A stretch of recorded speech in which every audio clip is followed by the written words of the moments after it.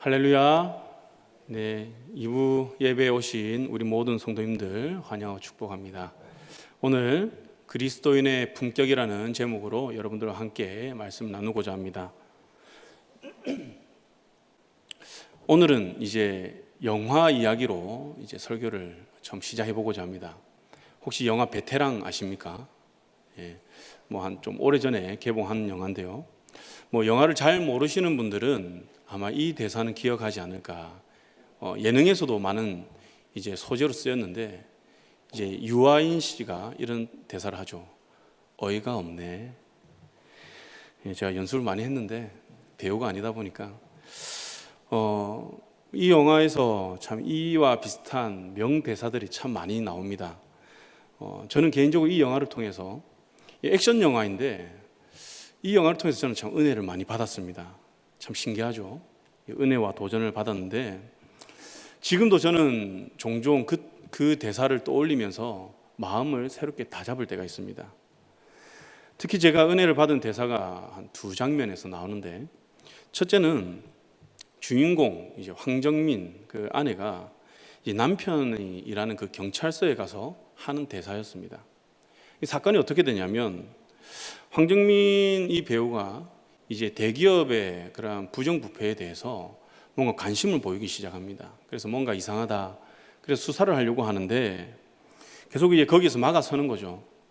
그래서 그 대기업의 상무 유해진 씨가 그것을 알고 회유합니다. 왜 이러시냐. 그런데 이 형사는 아랑곳하지 않습니다. 자기가 가지고 있는 그 신념을 지키기 위해서 굽히지 않고 계속해서 집요하게 파고 들어가려고 합니다. 그러자 이 대기업 상무가 안 되겠다. 그래서 아내를 찾아갑니다. 아내를 찾아가서 아내 앞에서 이런 이야기를 하죠. 보니까 집에 전세 대출도 받고 또 자녀도 계속 커갈 건데 학자금도 필요할 것이고 참 돈이 많이 필요하겠네요. 그러면서 이 모든 것을 자기가 이 회사에서 다 해주겠다는 겁니다. 그리고 원하는 건 뭡니까? 원하는 건 단 한 가지. 남편을 설득해달라. 그리고 이 상무는 그 말 도중에 선물을 테이블 위에 올립니다. 그 선물은 뭐냐면 여성들 아마 싫어하는 분들이 없을 거예요. 명품 백입니다. 큰 백인데 이 백만 주느냐 그게 아니라 거기 안에 보니까 5만 원권 지폐가 꽉 차 있는 겁니다. 여러분들이라면 어떤 선택을 하시겠습니까? 눈 감고 딱 받으면 빚을 다 갚을 수 있습니다. 그리고 자녀 대학 졸업할 때까지 학자금 걱정 안 해도 됩니다. 그냥 자기의 일에 충실히 하고 가정이 행복하게 살면 되는데, 그래서인지 이 아내는 순간 멈칫합니다. 그리고는 당당하게 이런 이야기를 해요. 집에도 이와 같은 명품, 이와 같은 가방이 있는데 그건 짝퉁인가 봐요. 그런데 이걸 가지고 있어도 옷이랑 맞지 않아서 잘 들고 다니지 않아요. 이러면서 거절의 의사를 표현하죠. 그때 상무가 이렇게 이야기합니다. 아유, 그런 거 다 맞춰드리면 되죠. 뭘 그런 걸 가지고 그러시나. 그러면서 이 상무가 원하는 것은 조금 전에 말했지만 뭐라고요? 단 하나, 남편을 회유하는 것. 부정부패가 있는 우리 기업을 수사하지 말라는 것, 관심 가지지 말라는 것, 이거 하나밖에 없습니다. 근데 아내는 이런 모든 제안을 거절합니다. 그러자 이 상무가 이렇게 이야기를 해요. 이러면 후회하실 텐데요. 그러자 아내가 이렇게 이야기하죠. 야, 이 양반아, 내가 그 양반하고 결혼하고 내 인생이 후회야. 더 이상 후회할 것도 없으니까 남 걱정 마셔 하고 그냥 일어나서 가버립니다. 저는 이 대사를 듣고 가슴이 먹먹했습니다. 왜냐? 아내들은 이런 생각을 하는구나. 내가 후회가 되는 존재가 되면 안 되는데. 그런 생각을 하면서 봤는데요. 어쨌든 핵심은 이 이후에 나옵니다. 이 아내가 그리고는 어디를 찾아가느냐? 남편이 일하는 경찰서로 찾아갑니다. 아내가 화난 듯이 막 들어가니까 거기 있는 동료들이 어쩔 줄을 모릅니다. 종종 그런 일이 있었나 봐요. 그리고 아내가 남편을 보자 남편의 팔을 막 세게 내려칩니다. 그러면서 이렇게 이야기를 해요. 결혼할 때 뭐랬어? 잘 살지는 못해도 쪽팔리게 살게는 하지 않겠다고 했지. 그런데 회사까지 사람들이 찾아와서 쪽팔리게 만들어? 이러면서 막 화를 내는 겁니다. 그리고 이제 조금 전에 있었던 그러한 일들 이야기를 다 하죠. 전세 대출을 받은 것, 그리고 자녀 학자금, 그리고 돈다발 받은 것 이야기를 합니다. 그러면서 아내가 서로 일하는 것은 터치하지 않기로 했지만 쪽팔리게 살지 말자 이렇게 하면서 이제 돌아가려는데 남편이 이제 붙잡죠. 그러자 아내가 다시 남편에게 이런 이야기를 합니다. 진짜 쪽팔렸던 게 뭔지 아니? 내 앞에 명품 가방과 돈다발을 올려줬을 때 나 흔들리더라. 나도 사람이고 여자야. 이러면서 이제 가는 거예요. 전 이 여자의 대사를 듣고 정말 한 대 맞은 것처럼 멍했습니다. 쪽팔리게 살지 말자. 쪽팔리게 살지 말자. 이 말에 내 삶이 돌아봐지더라고요. 나 지금 어떻게 살고 있지? 나는 지금 목회자로서 사역을 어떻게 하고 있지? 정말 쪽팔리게 살고 있는 것은 아닌가? 그런데 이런 말을 하는 이 아내는 어떻습니까? 유혹을 안 받았습니까? 아니죠. 조금 전에 진심을 이야기했잖아요. 나 마음 흔들리더라.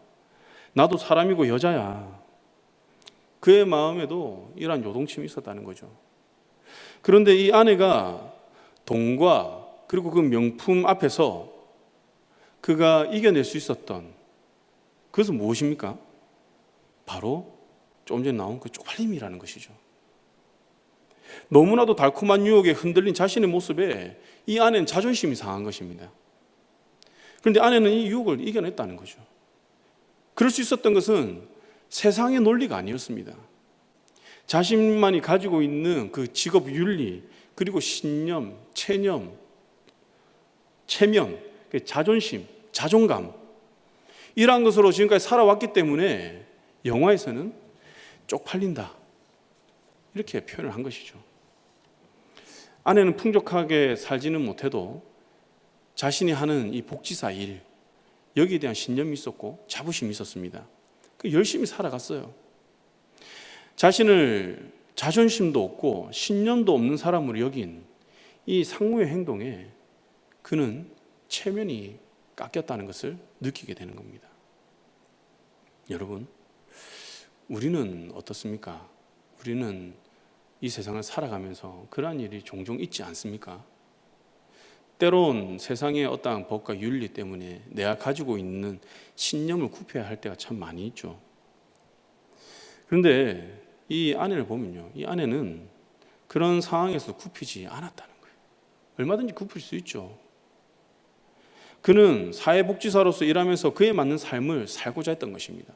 그리고 남편에게 그러죠. 쪽팔리게 살지 말자. 무슨 말입니까? 너 형사잖아.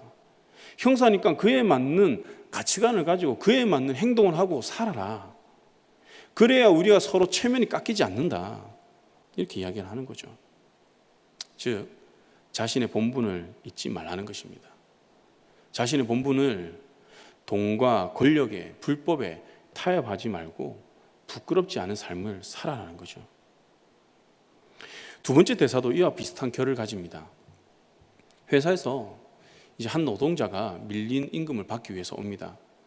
이제 그 회사가 이제 하청을 주는 업체에서 이제 임금을 안 줬나 봐요.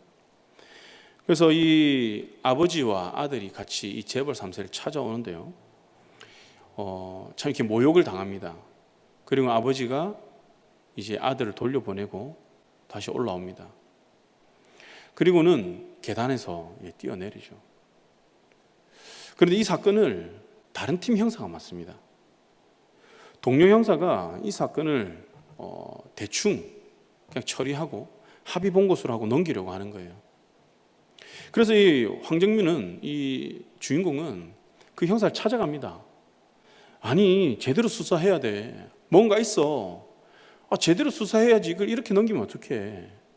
그럼 저기 지금 병원에 입원해 있는 다쳐서 저렇게 중상에 빠진 가족들은 어떻게 해? 그러면서 제대로 수사할 것을 권유하죠. 근데 이 형사는, 이 동료는 계속 이 회사 측 편을 듭니다.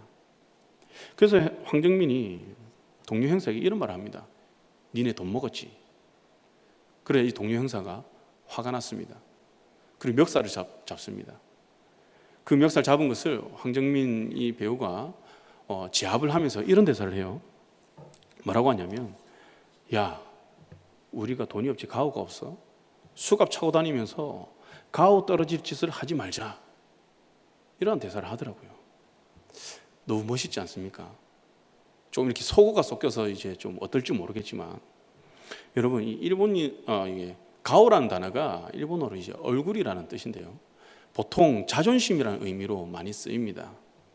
즉 형사가 뭐 돈을 많이 버는 직업은 아니지만 형사로서의 그 자존심과 그 격이 있는데 그것을 떨어뜨린 짓을 하지 말자, 이것이죠.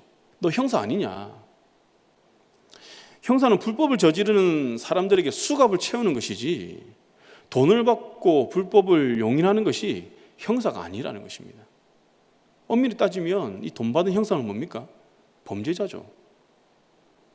형사라고 다 같은 형사가 아닙니다. 형사로서 해야 할 그 도리가 있는데 그것을 지켜야 진정한 형사를 할 수 있는 거죠.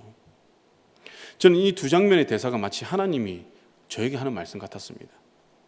목회자라고, 교회 다닌다고 다 나의 백성이 아니다. 자몽아, 네가 그리스도인이냐? 목회자냐? 그럼 쪽팔리게 살지 마라. 가오 떨어지게 살지 마라. 그에 맞는 격을 지켜서 행해라. 이런 의미로 저에게는 받아들여졌습니다. 많은 고민을 했습니다. 그 영화를 보는 내내. 우리는 그리스도를 믿는 그리스도인으로서 이 세상과 차별된 그 성품과 품위를 가지고 살아가는 존재입니다. 그래서 에베소서 5장 7절과 8절에서는 우리가 어떠한 존재인지를 증거하는데요. 먼저 7절 말씀을 보면 이렇게 이야기를 해요. 그러므로 그들과 함께하는 자가 되지 말라. 여러분, 여기서 어떤 자와 함께하지 말라고 하죠? 그들이라고 합니다. 여기서 그들은 불순종의 아들들, 불신자들을 말하는 것입니다. 하나님께서는 그리스도인들이 세상의 불신자들과 관계를 맺고 살아가는 것, 이것을 반대하는 게 아니에요. 우리가 직장 가서 또는 우리 사회생활 하면서 그들과 어울리지 말라는 게 아닙니다. 그들과 관계를 맺고 살아가지만 우리의 삶은 그 불신자들의 그 제약된 생활 방식을 따라가서는 안 된다. 그 생활 방식에 참여해서는 안 된다. 이렇게 말씀하는 거예요.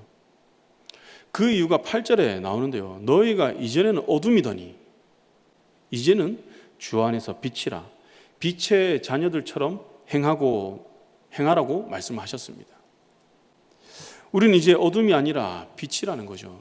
예수 그리스도를 믿음을 통해서 우리는 어둠에서 이제 빛의 자녀로 변화되었습니다.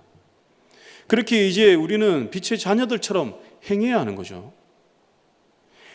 여러분, 빛의 자녀들은요, 어둠의 가치관에 따라 살아가는 그런 존재가 아님을 성경에서는 명확하게 보여주고 있습니다.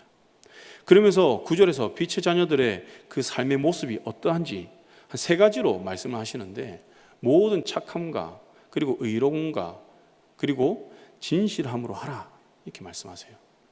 근데 이렇게 말하면 좀 모호하죠. 좀 추상적이죠. 단어가 품는 의미들이 너무 이게 넓기 때문에. 그래서 이러한 삶이 어떠한 삶이냐, 5장 2절에서부터 이렇게 말씀하는데요. 5장 2절을 보면 빛의 자녀들의 그 열매가 무엇인지를 기록하고 있습니다. 먼저 그리스도께서 너희를 사랑하신 것 같이 너희도 사랑 가운데 행하라고 합니다. 또 음행과 온갖 더러운 것과 탐욕은 그 이름조차 부르지 말라. 이게 무엇이냐? 성도의 마땅한 반이라, 이렇게 말씀하세요. 여기에서 주목할 부분은 뭐냐면 그 이름조차 부르지 말라는 것과 성도에게 마땅한 바로 이 부분입니다. 이를 원어로 직역하면 뭐냐면 언급되지 않게 하라, 그리고 성도에게 어울리는 것처럼 행해라는 거죠. 여러분, 어울린다, 성도에게 어울린다, 이게 무엇입니까? 앞에 영화에서 아내가 그런 이야기를 하죠. 명품백을 받았어요. 받았지만 여기에 맞는 옷이 없다는 거예요. 바로 우리가 어떠한 것을 소유하게 되면 거기에 맞는 것을, 어울리는 것을 찾게 되어 있습니다. 그런데 그리스도인은 이제 더 이상 어둠의 자녀가 아니에요. 그렇기 때문에 거기에 맞는 옷을 입어야 되는 겁니다. 거기에 어울리는 행동을 하며 살아가야 되는 거죠. 그리고 성도는 누추함과 어리석은 말이나 희롱의 말을 하지 말라. 성도가 해야 될 말은 무엇이냐? 바로 감사하는 말을 하라라고 성경이 기록하고 있습니다. 이것이 성도의 합당한 삶이며 빛의 열매이며 성도의 본분이라는 것이죠. 이 말씀은 지금 우리에게도 그대로 적용이 됩니다. 성도는 내가 가까이 할 것과 내가 멀리 해야 할 것을 잘 분별해야 합니다. 바울은 데살로니가전서 4장에서 성도가 어떻게 행해야 하는지 말을 하고 있는데요. 4장 3절을 보면 이렇게 말을 합니다. 하나님의 뜻은 이것이니 너희의 거룩함이라. 무슨 의미입니까?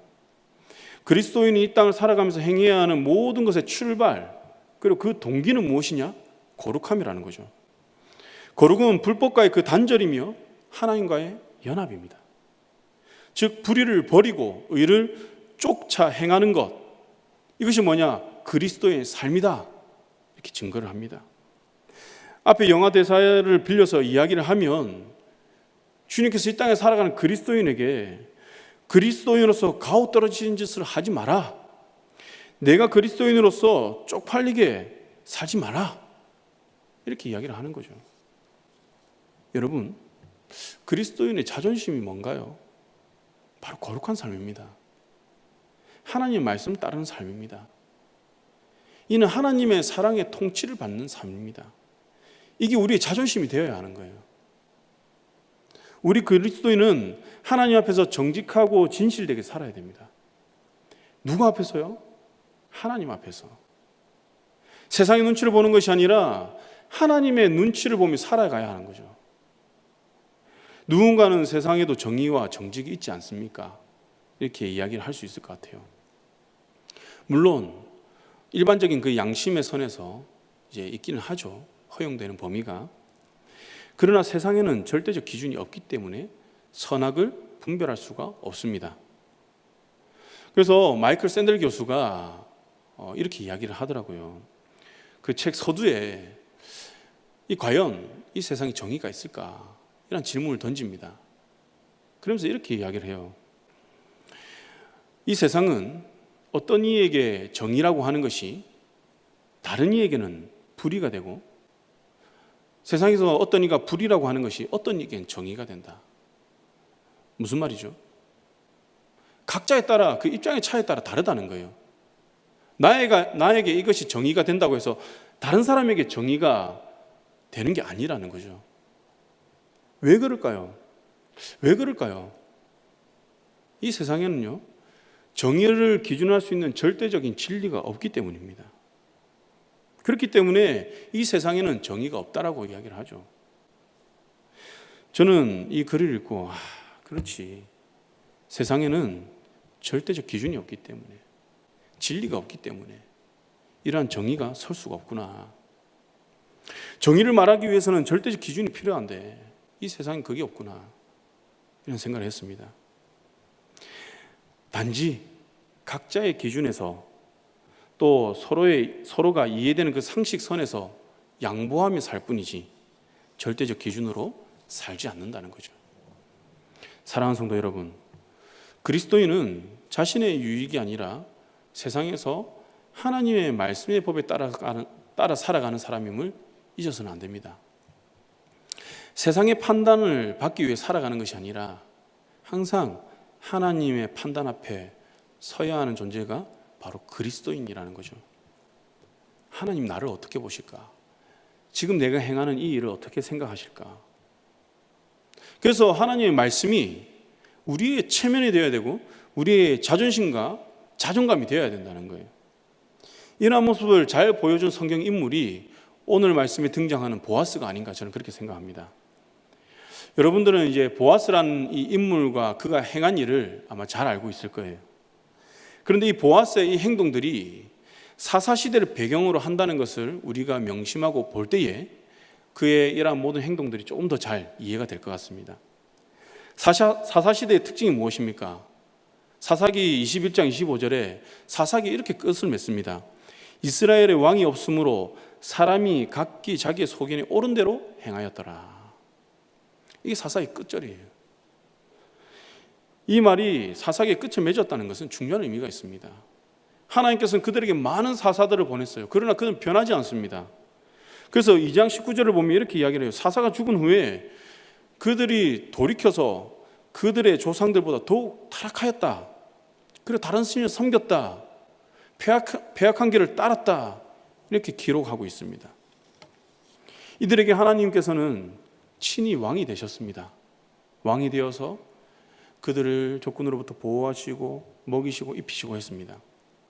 그러나 이스라엘 백성들은 이 하나님을 나의 왕으로 여기지 않았다는 거죠. 그 결과 어떻게 됩니까? 각기 소견에 오른 대로, 다시 말하면 내가 왕이 되어서 살아가는 거예요. 100명이면 왕이 100명인 겁니다. 이는 자기 중심적인 삶, 하나님의 법과 전혀 상관없이 나의 유익을 위해 살아가는 그러한 삶이라는 거죠.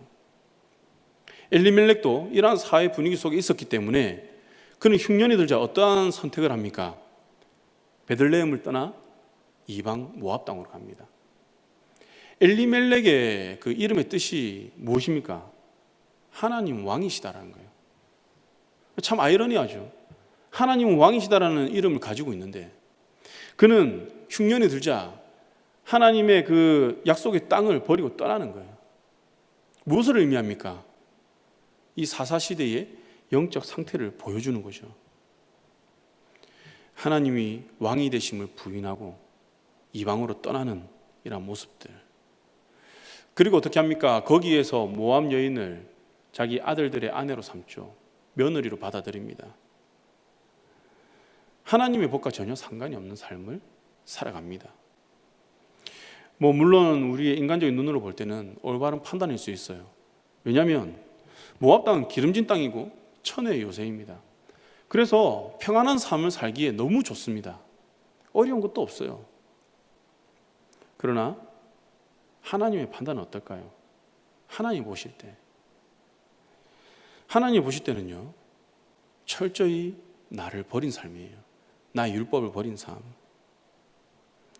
그런데 이러한 흉년과 고난 속에서도 하나님의 법을 떠나지 않고 살아간 사람이 있는데 그가 보았습니다.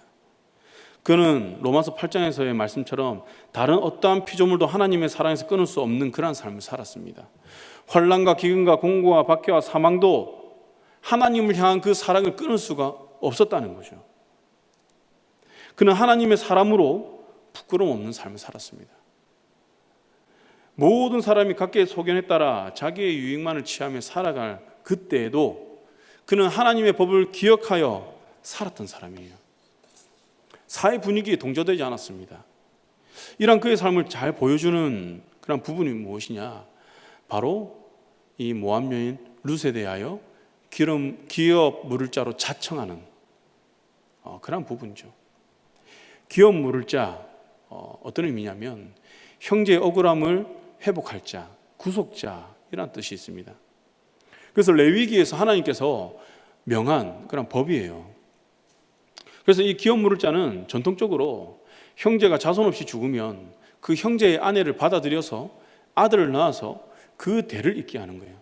그 아들은 나의 족보에 들어가는 것이 아니라 그 형제의 족보로 이렇게 내려가는 거죠. 그리고 친척이 가난해서 그 땅을 팔아버렸을 때 어떻게 하느냐? 자기 돈을 들여서 그 땅을 다시 찾아주어야 합니다. 친족이 억울하게 죽었다면 어떻게 해야 되느냐?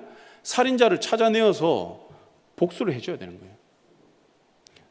이러한 역할을 해야 되는 사람이 누구냐면 기업 물을 자예요. 기업 물을 자. 이를 보면 기업 물을 자가 좋은 게 없습니다. 다 내가 헌신해야 되고 희생해야 되는 겁니다. 그렇다 보니 오늘 읽은 그 본문 말씀을 보면 보아스보다 더 가까운 친척이 있었습니다. 그는 이러한 상황 가운데서 자기에게 손해가 될까 하여 기업 물을 자의 그 의무와 권리를 포기해버립니다. 그래서 성경에서는 이 사람에 대해서 뭐라고 기록합니까? 아무개라고 이야기합니다. 아무개. 이 사람은 당시 이스라엘 그 사회의 그러한 모습을 이제 잘 보여주는 그 모델이죠. 하나님의 법과 상관없는 엘리멜렉의 그러한 의미와 비슷한 것 같습니다. 그런데 처음부터 그가 의무와 권리를 포기했느냐? 아닙니다. 처음에는 그가 내가 그 책임을 지겠다 그렇게 이야기를 해요. 근데 그의 속내는 무엇이냐면 철저히 경제 논리에 따라 했습니다. 자기가 이제 엘리멜렉의 그 땅에 대해 알고 있었어요. 그러면 이제 내가 나오미를 이제 아내로 받아들인다. 근데 나오미가 이제 나이가 많아요. 자녀를 낳을 수가 없어요. 그러면 어떻게 될까요? 자연스럽게 그 소유가 내 것이 됩니다.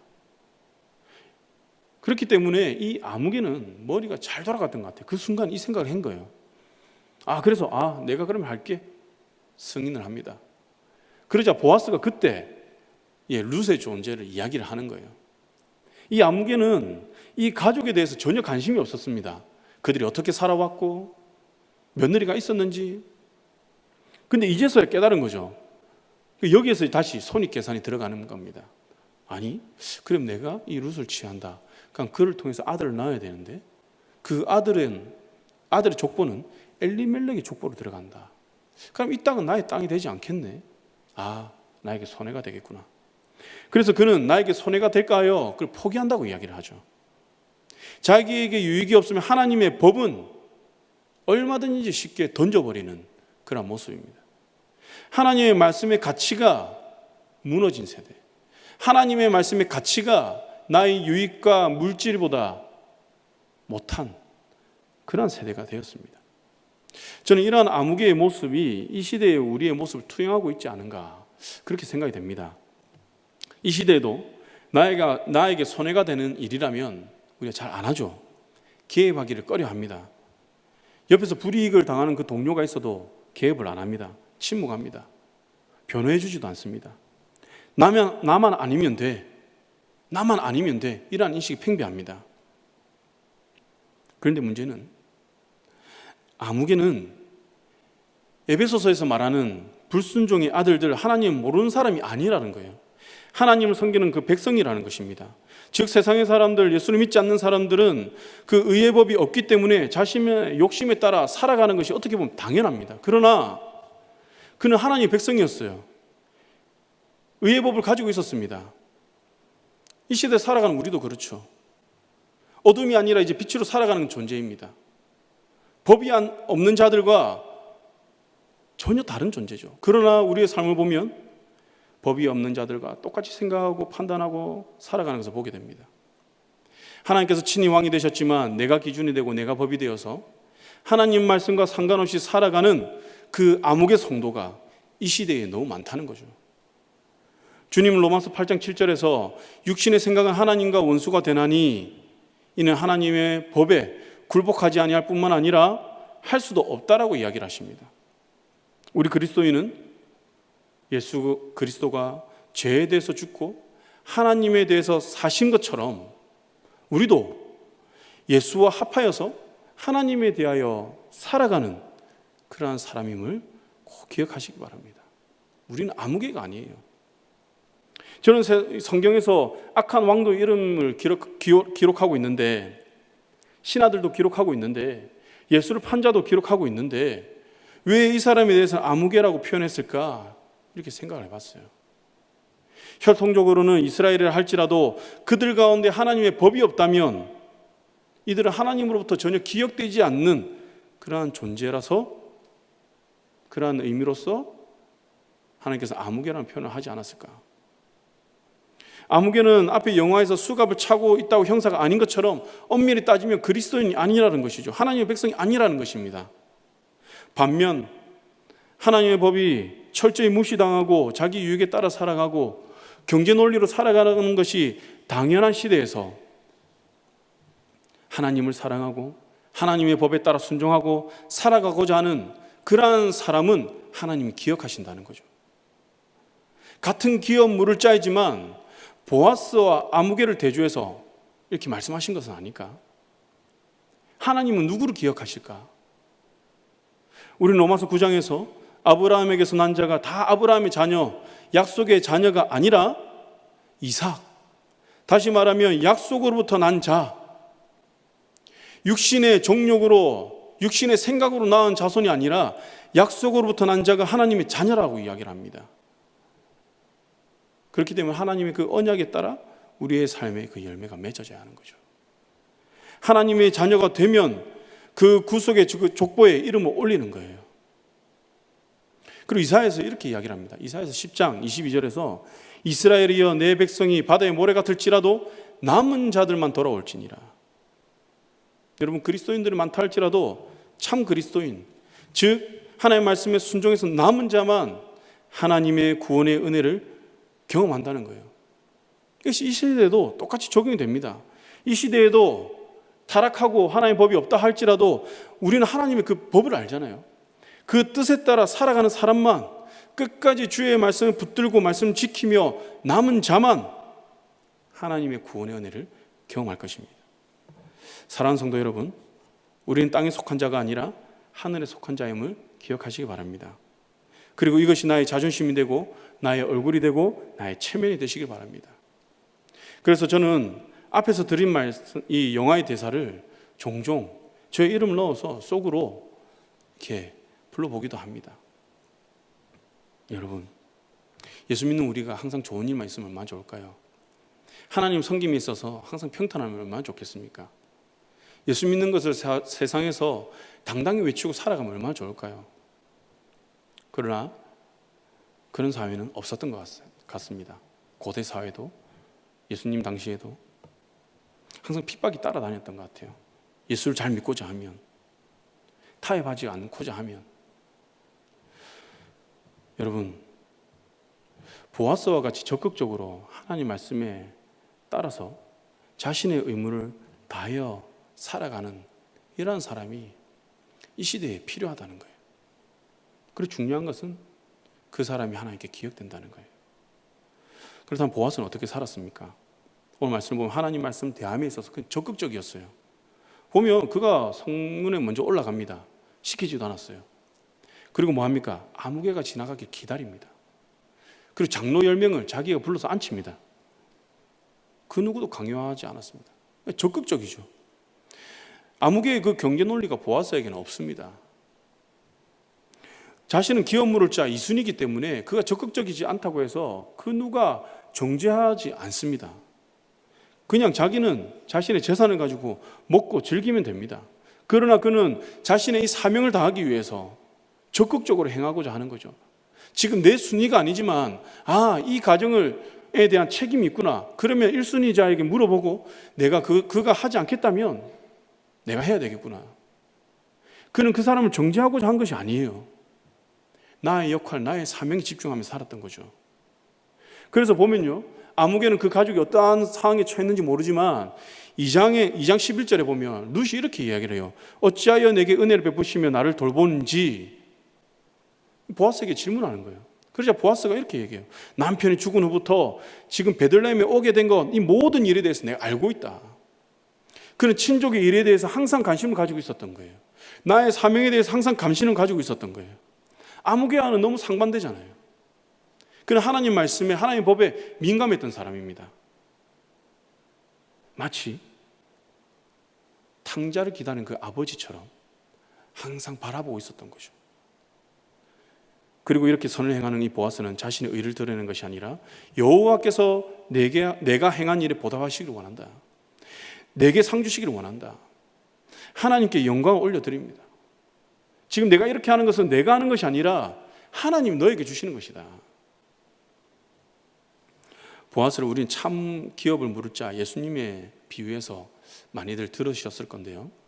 저는 오늘 이 보아스가 사사시대를 살아가는 한 사람의 성도로서의 그 초점에 맞췄으면 좋겠습니다. 그런 타락한 시대에도 신앙을 지키며 하나님 법 앞에 정직했습니다. 환경을 핑계하지 않습니다. 누가 뭐래도 그는 하나님 법 앞에 살았습니다. 불법이 용인되는 사회 분위기 속에서도 그는 불법이 어디의 기준에서 불법이냐, 그 법에 따라 살았던 거예요. 하나님의 법에 따라. 마치 요업의 삶과 같이 영적인 뚝심이 있었습니다. 이러한 뚝심이 우리에게도 있어야 할 줄 믿습니다. 사랑하는 성도 여러분,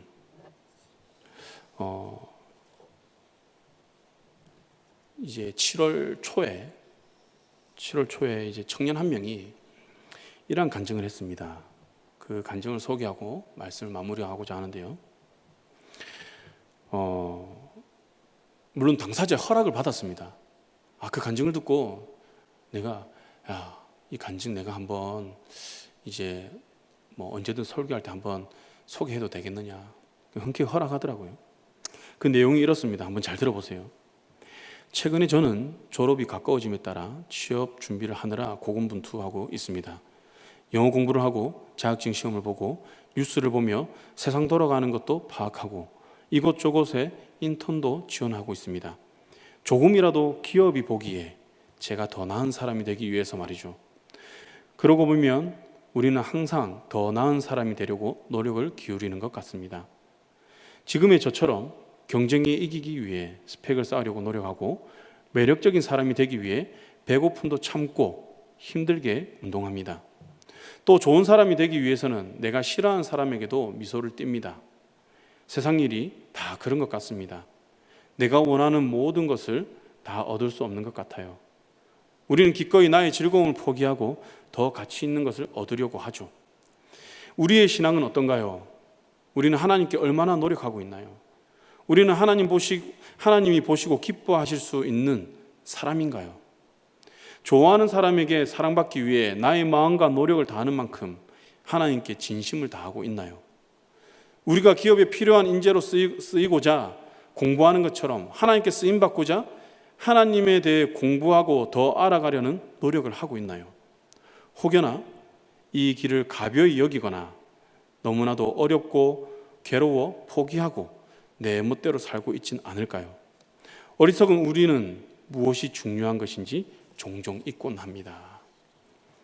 너무 멋있는 고백 아닙니까? 세상이 보기에 더 나은 사람이 되기 위해 살아가는 자신의 모습을 보면서 나는 그리스도인으로서 하나님 앞에 더 나은 사람이 되기 위해 무엇을 하고 있는가? 그래서 돌아보면 한 고백이에요. 그리스도인으로서 그 가치와 정체성, 품격에 대한 고민을 하고 있었던 것이죠. 여러분들의 자녀가 이렇게 멋있는 고백을 하면서 신앙생활을 하고 있습니다. 2부 예배를 드린 우리 모든 성도님들, 우리는 어떤 고민을 하고 이 세대를 살아가고 있습니까? 한 가지 꼭 말씀드리고 싶은 것은 우리 그리스도인의 이 자존심, 이 품격, 이것을 세상의 그 어떠한 것으로부터 타협하지 마시기 바랍니다. 지켜나가시기 바랍니다. 세상은 우리를 끊임없이 유혹할 것입니다.